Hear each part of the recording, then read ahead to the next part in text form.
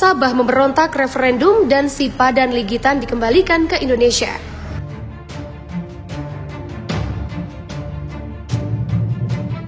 Malaysia tengah memulai masa genting menuju pembubaran akibat krisis dan perang kemerdekaan di Sabah. Sebenarnya kasus dan arahan Malaysia akan terpecah menjadi beberapa negara merdeka, dimulai sejak Singapura memisahkan diri dari Malaysia. Hanya beberapa tahun sejak bergabung dengan Federasi Malaysia, perpisahan Singapura dari Malaysia akibat politik UMNO dan Barisan Nasional yang menafikan hak-hak asasi manusia di Malaysia. Di mata bangsa Singapura, Malaysia akan menjadi bangsa yang akan kurang memberikan penghargaan bagi hak asasi manusia.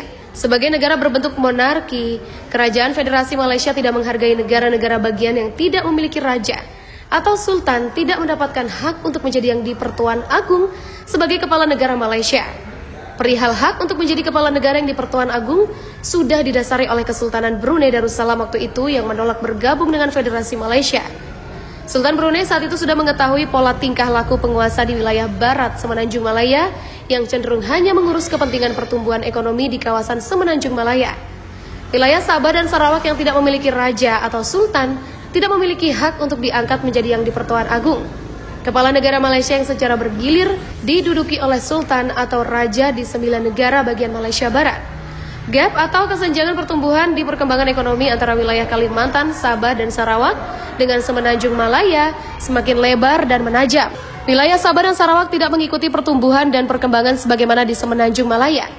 Oleh sebab itu, sudah sepantasnya Sabah Liberation Army datang dan diterima oleh masyarakat di Sabah sebagai saudara yang akan membebaskan penderitaan rakyat Sabah di bawah pendudukan pemerintah kolonial Malaysia. Sementara itu rakyat Sabah dan Sarawak selama ini yang dikenal dekat dengan saudara-saudara mereka di perbatasan dan sepadan kedua wilayah Sabah dan Sarawak dengan Indonesia juga merasa tidak nyaman oleh segala permusuhan yang ditunjukkan oleh Kerajaan Kuala Lumpur terhadap Kerajaan Indonesia. Rakyat Malaysia di Sabah dan Sarawak tidak mendukung sama sekali sikap permusuhan dan perebutan Sipadan Ligitan yang dilakukan oleh Kerajaan Kuala Lumpur. Klaim Malaysia atas Sipadan dan Ligitan dan juga Ambalat telah memicu permusuhan antar warga di perbatasan Sabah dan Sarawak dengan Indonesia. Rakyat di wilayah Sabah dan Sarawak juga tidak menyukai kehadiran tentara kerajaan Malaysia dari wilayah Semenanjung Malaya yang banyak digunakan untuk menindas penduduk dan juga pekerja Indonesia dan Filipina yang terdapat di 2 kawasan tersebut. Maka ketika tentara pembebasan Sabah datang untuk membebaskan mereka dari derita selama ini, rakyat bangsa Moro bergandengan tangan dengan sesama penduduk asal Indonesia, membantu pasukan SLA yang didukung oleh MNLF dan MILF dari Kesultanan Sulu dan Moro. Pasukan Malaysia akan mengalami kesulitan untuk menghadapi perang gerilya di Sabah dan Sarawak terkait pengalaman perang yang minim dan tidak profesional. Langkah terbaik untuk menyelesaikan masalah Sabah adalah melakukan referendum untuk menentukan nasib Sabah.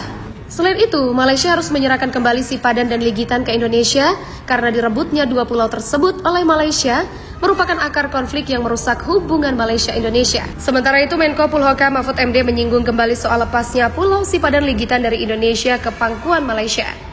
Mahfud menyebut, permasalahan Pulau Sipadan dan Ligitan sama sekali tak ada kaitannya dengan pertahanan negara. Mahfud menjelaskan, permasalahan lepasnya 2 pulau yang berada di Selat Makassar ini sebatas sejarah dan yuridis. Kadangkala kita selalu mengeluh, Indonesia ini tidak mampu menjaga kedaulatan. Kita sampai kehilangan Pulau Sipadan dan Pulau Ligitan. Saya kira kehilangan Sipadan Ligitan itu soal historik saja, soal yuridis. Begitulah tugasnya. Diketahui sengketa Sipadan dan Ligitan adalah persengketaan Indonesia dan Malaysia atas kepemilikan terhadap kedua pulau yang berada di Selat Makassar, yaitu Pulau Sipadan. Sikap Indonesia semula ingin membawa masalah ini melalui Dewan Tinggi ASEAN. Namun akhirnya sepakat untuk menyelesaikan sengketa ini melalui jalur hukum Mahkamah Internasional. Dikutip dari Wikipedia, persengketaan antara Indonesia dengan Malaysia mencuat pada 1967 ketika dalam pertemuan teknis hukum laut antara kedua negara. Masing-masing negara ternyata memasukkan Pulau Sipadan dan Ligitan ke dalam batas-batas wilayahnya. Kedua negara lalu sepakat agar Sipadan dan Ligitan dinyatakan dalam keadaan status quo. Akan tetapi ternyata pengertian ini berbeda. Pihak Malaysia membangun resor pariwisata baru yang dikelola pihak swasta Malaysia karena Malaysia memahami status quo sebagai tetap berada di bawah Malaysia sampai persengketaan selesai.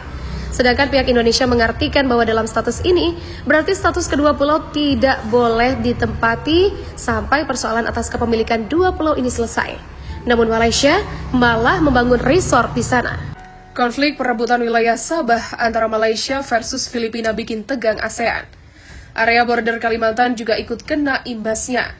Sebuah laporan terbaru menyebutkan bahwa milisi Sulu Filipina akan melaksanakan invasi militer ke wilayah Sabah, Malaysia. Rumor ini terdengar sangat kencang dan ini rencananya akan dilakukan pada Februari mendatang.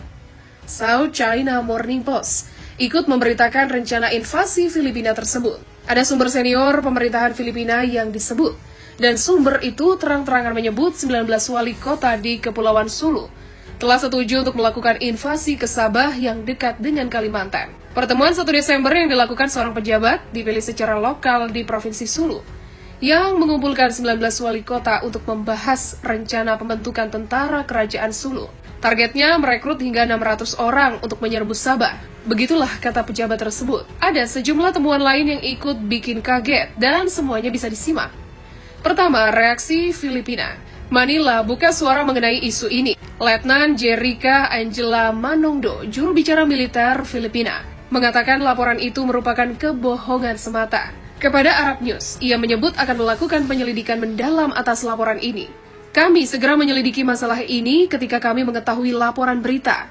Berdasarkan informasi yang kami kumpulkan, tidak ada hal seperti itu. Begitulah ujarnya. Manongdo menambahkan pejabat daerah di Sulu memang telah mengadakan pertemuan awal bulan ini, tetapi hanya untuk membahas cara memperkuat perbatasan Laut Nusantara dan tanggap bencana. Kepala eksekutif lokal bertanggung jawab atas perekrutan nelayan atau sukarelawan pelaut untuk melakukan patroli laut bekerja sama dengan militer di Sulu. Ketiga, reaksi Malaysia. Selanjutnya, reaksi Malaysia. Malaysia tetap menanggapi laporan ini dengan serius. Menteri Pertahanan Malaysia Hismamuddin Hussein mengatakan, Badan Intelijen Komando Keamanan Sabah Timur atau ESKOM sedang memantau situasi dan menilai indikator yang menunjukkan adanya ancaman terhadap negara. Saya juga telah menginstruksikan para pemimpin Angkatan Bersenjata Malaysia, yaitu Angkatan Darat, Angkatan Laut, dan Angkatan Udara, untuk meningkatkan kesiapsiagaan ke tingkat setinggi mungkin, terutama di pantai timur Sabah. Begitulah Hismamuddin mengatakan. Hal yang sama juga diungkapkan Kepala Polis di Raja Malaysia, Asril Sani Abdullah Sani. Ia mengatakan telah mencatat laporan berita dan tetap bersiaga penuh. Kepolisian di Raja Malaysia menangani masalah ini dengan serius dan akan mengambil tindakan segera untuk meningkatkan kesiapsiagaan ke tingkat tertinggi di Sabah untuk menghadapi kemungkinan atau ancaman penyusupan. Begitulah katanya kepada Bloomberg. Ketiga, bukan pertama kali. Wilayah Lahadatu Sabah sendiri beberapa kali sempat menjadi wilayah yang ditargetkan kelompok Sulu Filipina.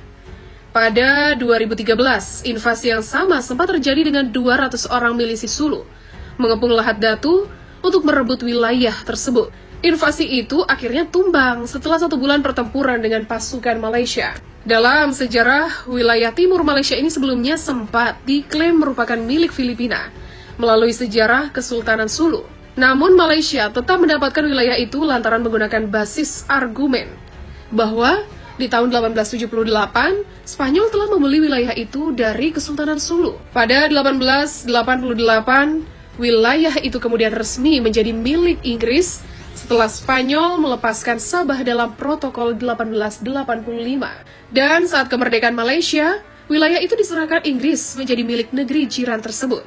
Dan keempat, akan mengirimkan mata-mata. Pejabat Filipina menyebut pihak Sulu akan segera menerjunkan 150 hingga 200 mata-mata ke wilayah Lahadatu dan Sempurna. 2 wilayah ini rencananya akan dipakai sebagai lokasi pendaratan pasukan.